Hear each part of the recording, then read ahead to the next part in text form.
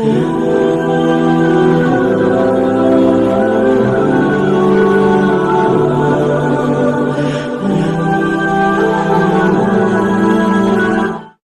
पाक फरमाती हैं, ओ मेरे नबी के गुलामों, मैंने ये रंग भी देखा है कि हुजूर ने इतना खड़े रहे, इतना क़याम किया कि मुकद्दस पैरों में वरम आ गए, सूज गए पैर।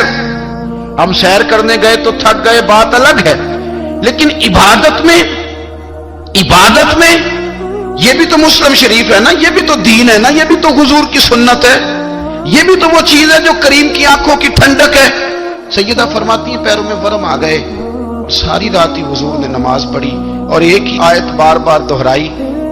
मस्जिद नबी में बिलाल हबशी ने फजर की अजान दे दी और हुजूर अभी मुसल्ले पे थे।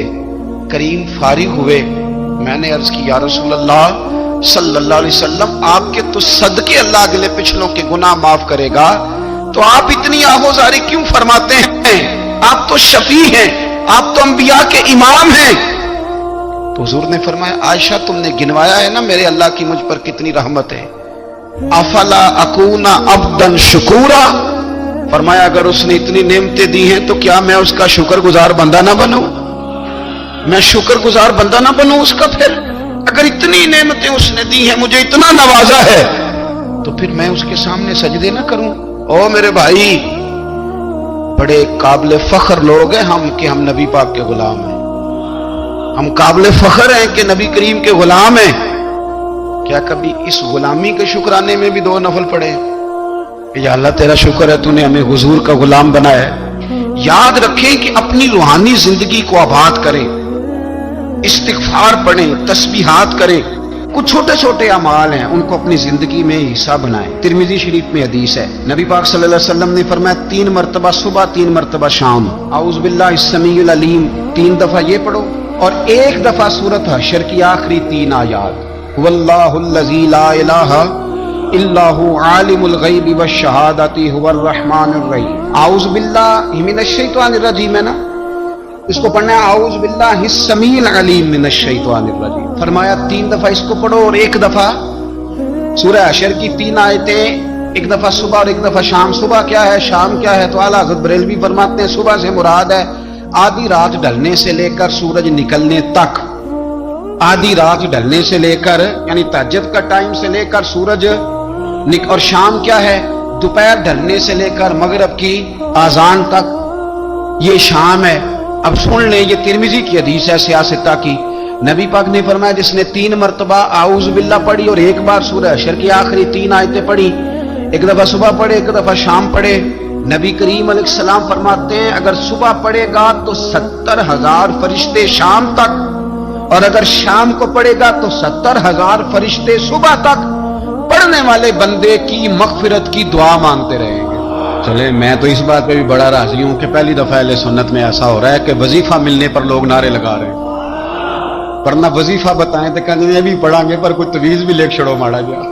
एक साहब आए, मुझे कहने लगे जी बरकत कोई नहीं, गुरबत बड़ी है। मैंने कहा सूरत वाक़िया पढ़ा कर। कहते पीर साहब थोड़ी तकलीफ करो को मैनू तवीज भी कर दो। मैंने उनसे कहा खुदा के बंदे, मैं तवीज दूंगा पता नहीं काम बनेगा नहीं बनेगा, सूरत वाक़िया पढ़, ये वो तवीज है जो मदीने वाले रसूल ने अता फरमाया है कि सूरत वाक़िया पढ़ो तुम्हें कभी फाका नहीं आएगा। तो वज़ाइफ पढ़ें, इबादत करें, तैयारी करें, कुछ नेक आमाल बचाएं ऐसे जिनका हमें पता हो, जो हमारे रब को पता हो। हजरत अब्दुल्ला इब्न उमर रज़ी अल्लाह ताला अन्हु, हजरत उमर के साहिबजादे, मक्का मुकरमा में उनकी कब्र है। मैंने जब उन्हें पढ़ा तो मुझे उनसे बड़ा प्यार हो गया,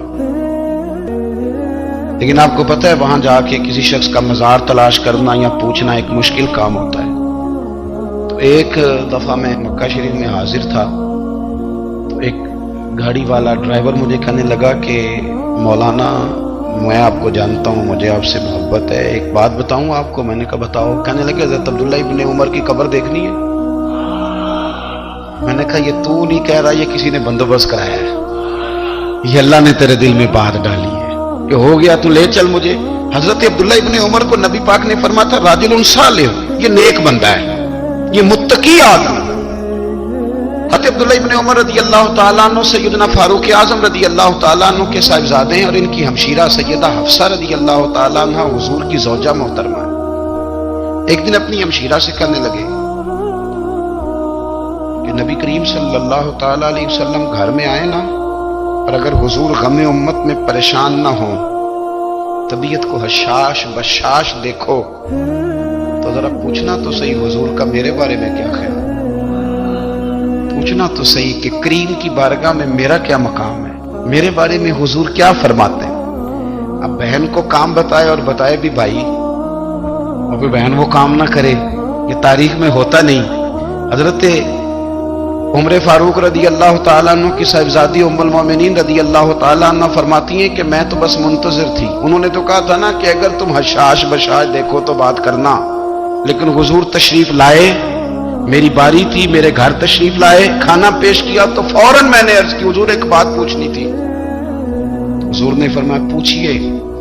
میں نے عرض کی حضور میرے بھائی عبداللہ ابن عمر کے بارے میں آپ کا کیا خیال ہے؟ نوجوانوں میری بات پہ غور کرنا، میرے بھائی کے بارے میں آپ کا کیا خیال ہے؟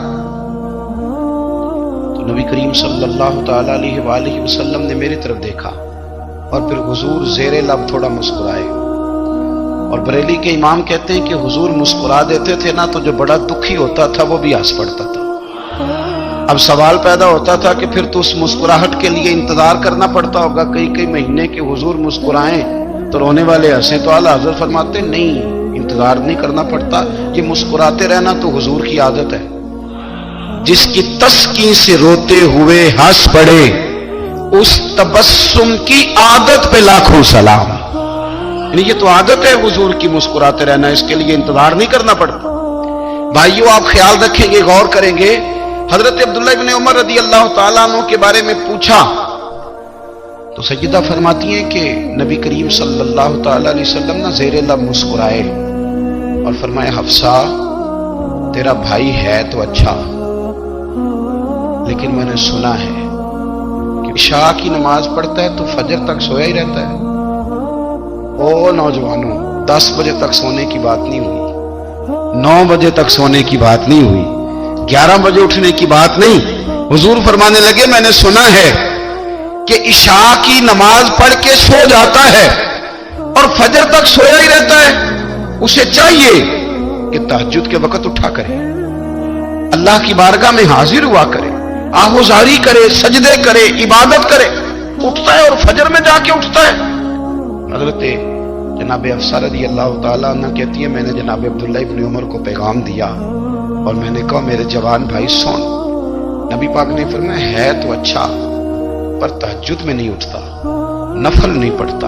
او میری ملت کے جوانوں، مزہ نہیں آ جاتا جب ساری دنیا سوئی ہو، ساری دنیا، اور بستر بھی گرم ہو اور نیند بھی پورا غلبہ کر رہی ہو، اور اچانک گھنٹی بجے دماغ میں، آنکھ کھلے، گھڑی پہ نظر پڑے، 3:30 4 بجے کا پیغام گھڑی بتائے، اور کوئی چڑھتی جوانی والا اٹھ کے وضو کرے، اور جب وہ مصلی کھول کے بچھائے تو مدینے والے محبوب کہتے ہیں کہ ہر نماز پہ رب ثواب دیتا ہے، اور جو اٹھ کے تہجد کی نماز پڑھے اسے دیکھ کے تو رب مسکراتا ہے، جو اس کی شان کے لائق ہے، جو اس کی شان کے لائق، وہ مسکراتا ہے، خوش ہوتا ہے کہ میرا بندہ تہجد میں اٹھ گیا، وہ مسکراتا ہے۔ کاش ہماری صبحیں کبھی اپنے مالک کے نام ہو جائیں، کاش کہ صبح حضرت ابو الحسن رحمۃ اللہ تعالی علیہ حضرت معاذ ابن جبل رضی اللہ تعالیٰ عنہ کے پاس بیٹھا کرتے تھے، فرماتے ہیں ان سے جو پیار بڑھا تو پھر میرا مصلی سے بھی بڑھ گیا۔ تابعی ہیں، فرماتے ہیں صحابی رسول سے محبت ہوئی تو ذکر سے بھی ہو گئی، پھر درود شریف سے بھی ہو گئی، محبت ان سے بڑھی تو پھر اللہ نے مسجد کا پیار بھی بڑھا دیا۔ آپ فرماتے ہیں کہ میری ہر وقت طبیعت چاہتی تھی کہ بس اللہ اللہ کروں، بس اللہ اللہ کروں، بس نہ میں ذرا تھوڑی جان چھڑاؤں لوگوں سے، کوئی 10 منٹ ملے تو میں کوئی 4 نفل پڑھ لوں، میں تھوڑا سا نہ بچوں لوگوں سے، اور مجھے تسبیح ملے تو میں نہ 400-500 دفعہ استغفار پڑھوں، سبحان اللہ، الحمدللہ، اللہ اکبر، لا حول ولا قوت الا باللہ، میں نہ تسبیحات پڑھوں۔ فرماتے ہیں کہ بچے تھے گھر میں 6-7، غربت تھی، کام ملتا کوئی نہیں تھا، اور میں کام چور نہیں تھا، کام ڈھونڈتا تھا، پر اللہ کی قدرت کے کام نہیں ملتا تھا۔ فرماتے ہیں کہ میں نے ایک دن اپنی اہلیہ سے کہا کہ آج میں پھر جاتا ہوں کام ڈھونڈنے، تو میری بیوی بڑی فرما بردار تھی، پر اس دن نہ غربت کے ہاتھوں تنگ آ کے کہنے لگی آج نانا کوئی تو چیز لے کے آیا، تو مجھ سے بچوں کی بھوک نہیں دیکھی جاتی، سب روگاں دا روگ محمد جس دا نام غریبی، کنڈ بلا کے لنگ جاندے نہیں دوست یار قریبی، آج نہ کچھ لے کے آیا تو میں بچے لے کے میکے چلی جاؤں گی۔ شیخ فرماتے ہیں کہ میں بڑا پریشان گھر سے نکلا، پر میں نے صبح سے لے کے زور تک کام ڈھونڈا، کام ملا کوئی نہیں۔ تو میرے دل میں خیال آیا چلو کام نہیں ملتا تو اللہ اللہ تو کرے نا، چلو بندوں کی مزدوری نہیں ملتی تو رب کریم کی عبادت ہی کرتے ہیں۔ فرماتے ہیں کہ میں نے نا فرات کے پانی سے وضو کیا، نہر کے، شدید دھوپ تھی، ساتھ ریت تھی اور ریت تپ رہی تھی، میں نے اپنا رومال وہیں مصلی کے طور پر بچھا لیا اور فرماتے ہیں کہ زور سے لے کر عصر تک نماز پڑھی، دھوپ بھی پورے زور پہ، پر میرے سجدے کا ذوق بھی پورے زور پہ۔ فرماتے ہیں سورج بھی چمک رہا ہے اور رب کی عبادت کا ذوق بھی پورے زور پہ، میں سجدہ کروں تو پھر میرا اٹھانے کو جی نہ چاہے۔ میرے استاد لکھا کرتے تھے، یہ ان کا شعر ہے، وہ کہا کرتے تھے مجھے سوز دے، مجھے ساز دے اور مجھے نیم شب کا نیاز دے، دم سجدہ خود کو میں توڑ دوں، مجھے ایسا ذوق نماز دے۔ اور میں تیری بہار کا پھول ہوں، میں کھلا بھی ہوں تو تیرے لیے، مجھے میری شاخ سے توڑ لے، مجھے اپنی زلف کا ناز دے۔ بھائی فرماتے ہیں کہ عصر تک میں نے نفل پڑھے، دل ڈھلنے لگا، عصر کی نماز پڑھی اور میں وہاں سے چلا۔ اب میں جب نکلنے لگا تو دل میں خیال آیا کہ چھوٹی چھوٹی دیواریں ہیں گھر کی، بغیر کچھ لیے جاؤں گا تو بیوی دور سے دیکھے گی تو شور کرے گی کہ پھر خالی ہاتھ آ گیا ہے۔ کہتے میں نے اپنے اسی رومال میں جس پہ میں نے نماز پڑھی تھی نا، رومال میں کی آخی دے پنجابی صافہ کہتے ہیں، اسی میں نا میں نے کچھ ریت بھر لی کہ وہ دور سے دیکھے گی تو سمجھے گی کچھ لے کے آیا ہے، چلو جا کے اسے بتا دوں گا کہ آج پھر مزدوری نہیں ملی۔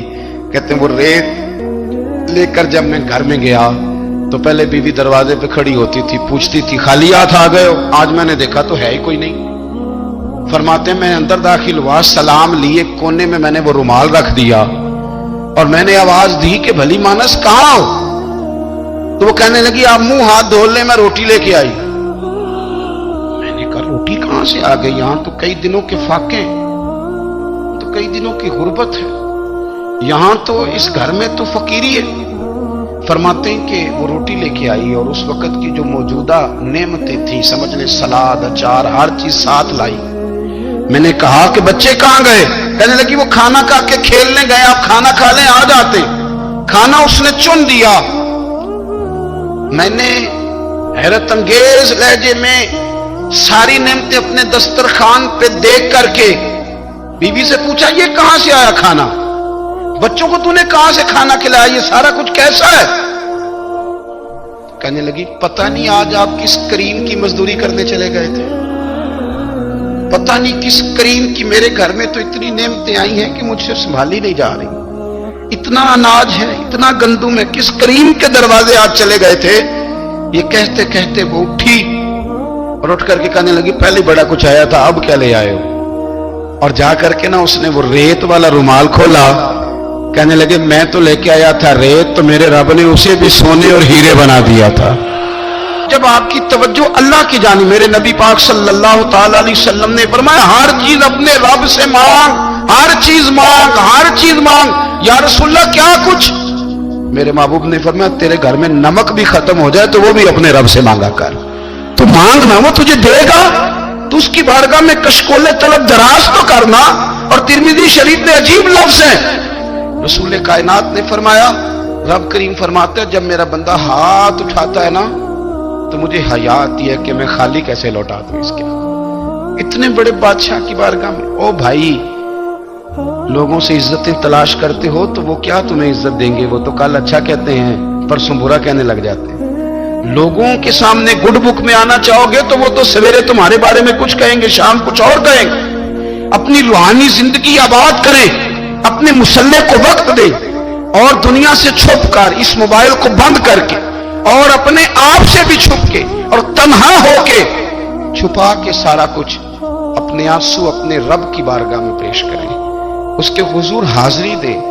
سنو نا ترمذی کی حدیث، اور اسے یاد رکھنا، نبی پاک علیہ السلام نے فرمایا اپنے دکھ لوگوں کے سامنے نہ بیان کرنا، سیٹھوں نوابوں کو نہ بتاتے پھرنا، دنیا داروں کے سامنے جا کے نہ رونا کہ میں تکلیف میں ہوں۔ فرمایا اگر دنیا داروں کو دکھ بتاؤ گے رب تمہیں کبھی غنی نہیں کرے گا، اور لوگ ہیں کہ الٹا مذاق اڑائیں گے۔ آپ کی جس سے بڑی پکی یاری ہے نا، پکی، وہ تب تک پکی ہے جب تک آپ نے 50,000 مانگا نہیں، اور جس وقت آپ نے کہہ دیا کہ میں مجبور ہوں میری مدد کر، تو پھر ختم ہو گئی دوستی۔ لوگوں کے تعلقات آپ کے ساتھ تب تک ہیں جب تک آپ ان سے کوئی ضرورت وابستہ نہیں کرتے۔ کریم محبوب فرمانے لگے بندوں کے سامنے دکھ نہ بیان کرنا، اللہ تجھے کبھی غنی نہیں کرے گا۔ تو اپنے دکھ اپنے رب کو بتا، تو دعائیں مانگ، تو اس کی بارگاہ میں حاضر ہو، تو اس کے حضور عرض کر۔ فرمایا اپنے دکھ اپنے رب کو بتا، وہ جلدی کرے یا دیر سے کرے تجھے ساری دنیا سے بے نیاز کر دے گا، تجھے کسی کا محتاج نہیں رہنے دے گا۔ اپنے مسلح کو، اپنی دعاؤں، ایک بزرگ فرماتے ہیں میں نے دعا مانگنے کا طریقہ اپنی بیوی سے سیکھا۔ دعا مانگنے کا طریقہ اپنی، سیکھنے والے تو اپنے بچوں سے بھی سیکھ لیتے ہیں، سیکھنے والے تو ہر ایک سے سیکھتے ہیں۔ وہ کہتے ہیں میں نے دعا مانگنے کا سلیقہ اپنی بیوی سے سیکھا ہے۔ حضرت وہ کس طرح؟ فرمانے لگے میری بیوی نے نا مجھے کوئی کام بتایا، کچھ پیسوں کی ضرورت کے لیے کہا، تو میں نے اسے کہا کہ بھئی ابھی میرے پاس نہیں ہے، کچھ دنوں میں آتے ہیں تو میں دے دوں گا۔ عورتوں کی عادت ہوتی ہے وہ بار بار یاد کراتی ہیں، 2-4 دنوں کے بعد پھر اس نے کہا حضرت وہ میں نے کہا تھا کچھ پیسے، میں نے اسے کہا کہ ابھی میرے پاس نہیں ہے، کچھ دنوں میں ملتے ہیں تو میں تمہیں دے دوں گا۔ اس نے کچھ دنوں کے بعد پھر کہا حضور وہ میں نے کچھ پیسے کہے تھے۔ فرماتے میں نے ڈانٹ دیا، میں نے کہا کہ کیا تو روز مجھے شرمندہ کرتی ہے، کہا نا میرے پاس نہیں ہے، ہوں گے تو دے دوں گا، تو روز یاد کراتی ہے۔ فرماتے اس نے پہلے تو میری ڈانٹ کو سہا، پھر میرے سخت جملوں نے اس کی آنکھوں میں آنسو پیدا کر دیے، پھر اس نے اپنے آنچل میں اپنے اس دکھ کو سمیٹا، اور پھر اس نے ایک جملہ کہا تو میں رو پڑا، اور مجھے اپنے رب سے مانگنے کا طریقہ آ گیا۔ مجھے کہنے لگی حضرت جی آپ نے ڈانٹ دیا، میں نے سہ لیا، پر آپ ہی میرے شوہر ہیں، بتائیں نا آپ سے نہ کہوں تو میں کس سے جا کے کہوں۔ فرماتے ہیں میں رو پڑا، اور میں کھل کے رویا، اور میں تڑپ کے رویا، اور پھر میری سسکیاں بند گئیں۔ تو مجھے کہنے لگی آپ کو کیا ہوا؟ میں نے کہا مجھے بھی دعا مانگنی آ گئی ہے، جب میں اسے کہوں گا نا اللہ تو ہی میرا رب ہے، میں تجھ سے نہ کہوں تو میں کس سے جا کے کہوں؟ میں کیوں کسی بندے سے سوال کروں؟ میں کیوں کسی دنیا دار سے کہوں؟ میں تیرے بندوں کا، نیک بندوں کا وسیلہ لے کے، تیرے محبوب کی غلامی لے کے تیری بارگاہ میں آیا، تجھ سے نہ مانگوں تو کس سے مانگوں؟